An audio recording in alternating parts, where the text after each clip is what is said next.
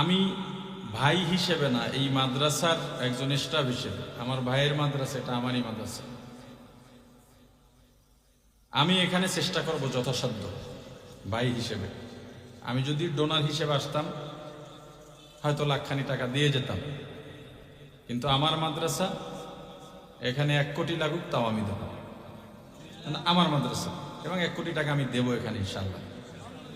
একসাথে পারি আর আস্তে আস্তে পারি, কারণ এই বাগানকে ফুটিয়ে তুলতে হবে। আমার বাবার আজীবনের স্বপ্ন ছিল ছেলেরা বড় হবে, কামাই করে খাওয়াবে, বসে বসে খাবো, এটা না।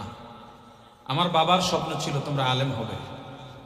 আমি 1 সপ্তাহ আলিয়া মাদ্রাসায় ক্লাস করেছিলাম, আমার বাবা বাড়ি উঠতে দেন নাই। তার মানে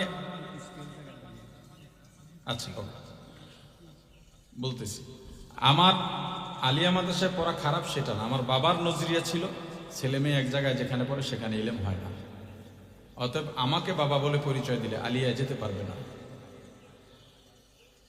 এত পরিশ্রম বাবা করেছেন। এই যে আমরা এখন কামাই রোজগার করি, বাবার একই কথা, যদি হারাম রুজি হয়, যদি না জানাইয়া খাওয়াও, কিয়ামতের ময়দানে আমি তোমাদের নামে আল্লাহর কাছে নালিশ করব। আমার বাবার স্বপ্ন, আমার বাবার আশা, আমরা সেটাকে খেয়াল করি। এমন সৎ, আমলদার, সত্যবাদী, নামাজি, নামাজের প্রতি যত্ন, গর্ব করি। এখনো এলাকায় আপনারা কি মনে করেন সারা দেশে আমাদেরকে নাম হিসেবে চেনে? হাফিজুর রহমান সিদ্দিক, হাবিবুর রহমান মিসবাহ, এলাকায় এখনো আমাদেরকে আমাদের বাপের নামে চেনে, আমাদের নামে না। আমার বাবার এলাকায়ও তার ন্যায় নিষ্ঠার কারণে এতটা মানুষের আস্থা।